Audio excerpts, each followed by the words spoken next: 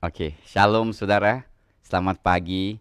Pagi ini saya tergerak untuk sampaikan sesuatu yaitu tentang doa profetik Tuhan Yesus. Kita tahu saat-saat ini hal-hal profetik sangat menarik. Dan dengan kesempatan ini saya dapatkan sesuatu saya percaya akan dapat memberkati kehidupan rohani kita. Profetik yaitu kita tahu artinya adalah hal-hal yang akan terjadi di dalam hidup kita, di dalam pelayanan kita dan sebagainya. Dan Tuhan Yesus sesungguhnya doakan di dalam Injil satu peristiwa yang tercatat di mana dia mendoakan Petrus. Nah, ini adalah hal yang sangat menarik. Sebelumnya izinkan saya membacakan firman di dalam Lukas pasal 22 dari ayat 24 sampai 34.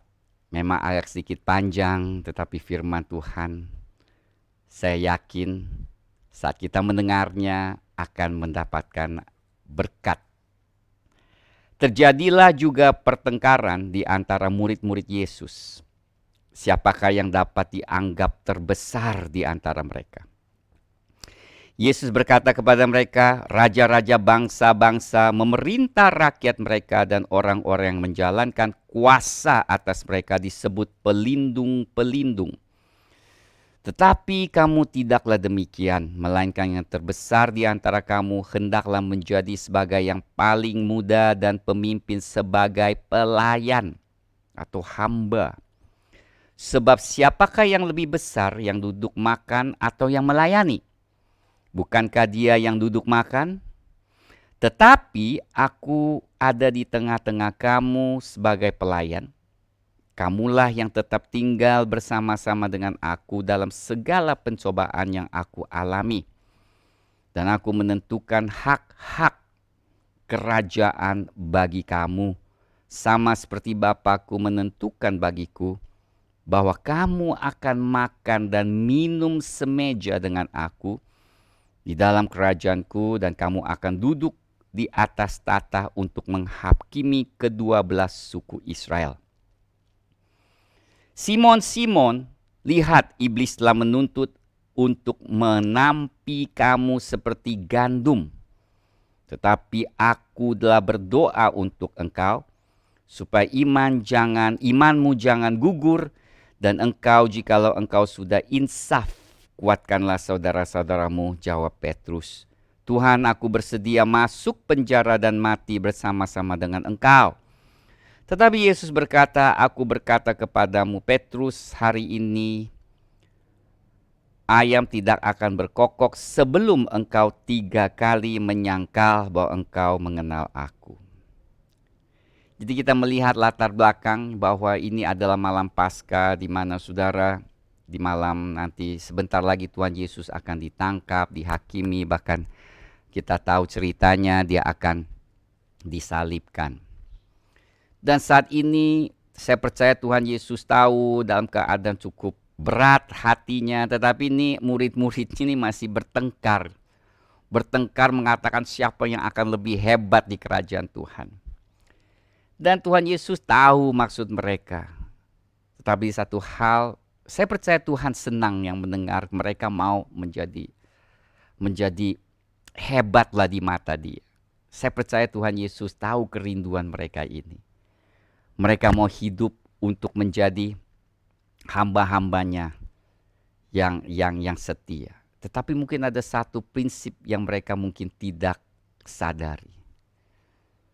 Maka Tuhan Yesus mulai secara tidak langsung, sebab Tuhan Yesus tahu pikiran mereka, dan Tuhan Yesus katakan mereka yang mau menjadi besar bukanlah mereka yang dilayani, tetapi mereka yang melayani. Bahkan melayani yang lebih rendah kelihatannya, dia akan lebih besar di dalam kerajaan Tuhan. Bahkan Tuhan Yesus menunjukkan dirinya, bagaimana dia menyuci kaki muridnya dan sebagainya, dan mengatakan, aku bukanlah yang di kelompok mereka yang duduk di meja, melainkan aku justru di kelompok di mana yang melayani. Ya saudara, saya tahu kadang-kadang sekali Tuhan Yesus ajarkan itu belum tentu melekat di hati mereka. Dan kita tahu saudara, Tuhan tahu ya apa yang akan terjadi, hati-hati murid-muridnya. Dia tahu Yudas Iskariot akan mengkhianati dia dan sebagainya. Dan dia tentunya tahu apa yang iblis mau lakukan di dalam kehidupan Petrus, murid kesayangannya. Dan dia tahu, mungkin saya yakin apa yang Petrus mau mencetuskan kepada dia. Apa yang Petrus katakan? Aku bersedia masuk penjara, katanya. Karena Tuhan Yesus katakan, iblis akan apa? Menampi engkau. Menuntut untuk menampi kamu seperti gandum. Itu artinya menggoncangkan imannya untuk berusaha menjatuhkan dia, saudara. Itu artinya. Ya. Menampi berarti menggoncangkan sehingga berusaha dia jatuh dari imannya. Nah, saudara, mungkin Petrus dengarnya kurang enak di hati. Mungkin dia merasa dia tidak akan seperti itu. Ya seperti kita kadang-kadang kita ditegur Tuhan, kita katakan enggak saya enggak begitu kok. Makanya dia mulai mengatakan, Tuhan aku udah siap kok masuk penjara, mati bersama-sama dengan engkau. Wah, ini perkataan yang luar biasa ya saudara ya.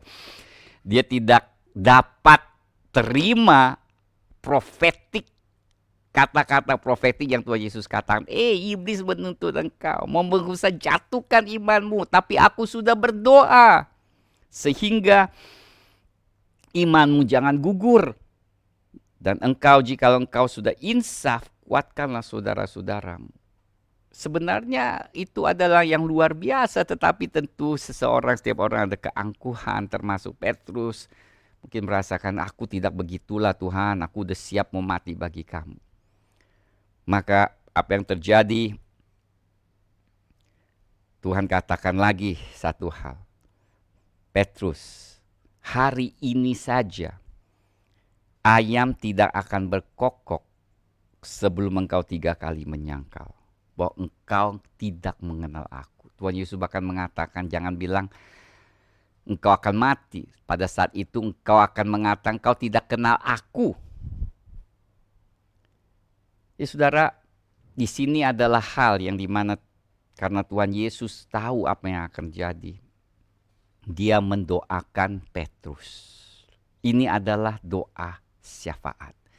Doa untuk hal-hal yang akan terjadi. Nah, kita tahu apa yang terjadi. Petrus menyangkal Tuhan 3 kali dan tentu dia merasa dirinya tidak layak. Dia mau meninggalkan pelayanannya, tetapi Tuhan Yesus datang. Kita tahu di Yohanes 21 di mana Tuhan Yesus datang memulihkan dia dan dia menjadi murid Tuhan yang luar biasa. Saya yakin sekali peristiwa di mana dia menyangkal Tuhan Yesus itu menjadi suatu pengalaman yang sangat luar biasa. Saya yakin sampai akhir hidupnya dia tidak akan lupa tentang kelakuan dia yang menyangkal. Dan saya yakin juga dia menjadi seorang yang rendah hati, yang selalu bergantung kepada Tuhan, saudara. Doa syafaat ini tidak dibatasi oleh waktu. Tuhan yang maha tahu, ya saudara, dia tahu apa yang akan terjadi dalam hidup kita. Dan kita dapat bersama-sama dengan Tuhan Yesus doakan diri kita. Tapi kita tahu Tuhan Yesus itu terus mendoakan kita ya, saudara, itu yang indahnya. Dia tahu apa yang akan terjadi, dia selalu berdoa untuk menguatkan iman kita. Tetapi satu hal yang saya mau sampaikan di sini dalam pelajaran. Doa, sekalipun untuk masa depan, tidak menghindari masalah, tantangan, cobaan. Doa syafaat ini, saya ulangi, saya tekankan, bahwa Tuhan tidak menghindari kita. Berarti pada saat kita berdoa, Tuhan tidak kata, oke deh aku hindari masalah ini. Aku akan lenyapkan tantangan atau cobaan. Tapi sebaliknya, Tuhan tahu kita akan mengalami, kita pasti mengalami. Lalu apa maksud dari doa itu? Seperti yang Tuhan katakan. Pada saat itu, doa-doa yang sebelumnya yang Tuhan Yesus doakan kepada Petrus akan menguatkan Petrus dalam imannya. Sehingga imannya tidak gugur, saudara. Kita juga dapat berdoa seperti itu. Di saat-saat di mana mungkin semuanya serba baik, kita doa. Kita datang ke hadirat Tuhan berdoa. Untuk mungkin tantangan, kita tidak tahu ya. Ada yang tahu, ada yang tidak tahu, tetapi doa itu tetap luar biasa. Saya ingat pada saat saya di sekolah di Alkitab, setiap pagi saya dapat ayat mengatakan penganiayaan. Dan saya doa, dan ternyata benar saudara, ya ada penganiayaan bukan secara fisik tapi secara mental. Saya yakin Tuhan tuh selalu siapkan umatnya untuk tantangan yang akan dihadapi, saudara. Ingat, iblis selalu mengaung-ngaung seperti Petrus katakan, ya, seperti singa mengaung-ngaung, mau membinasakan. Petrus sangat mengerti saat dia tulis di suratnya ini yang mengaung-ngaung ini, saudari, 1 Petrus. Makanya dia katakan berdoalah, berwaspadalah, berhati-hatilah, supaya iman kita jangan sampai gugur. Doa profetik itu ada suatu hal yang luar biasa. Datanglah senantiasa dalam hadirat Tuhan, maka kita akan diberkati dengan hal-hal yang luar biasa. Meluangkan waktu 15 menit atau sekejap jauh lebih bermanfaat, jauh lebih luar biasa di dalam hadirat Tuhan dari segala aktivitas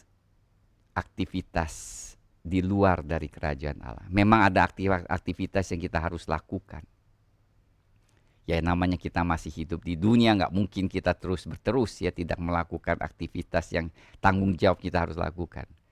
Tetapi doa itu, saudara, akan sangat menolong kita mengatasi tantangan, bahkan menjalani hidup sehari-hari dengan hikmat kuasa Tuhan.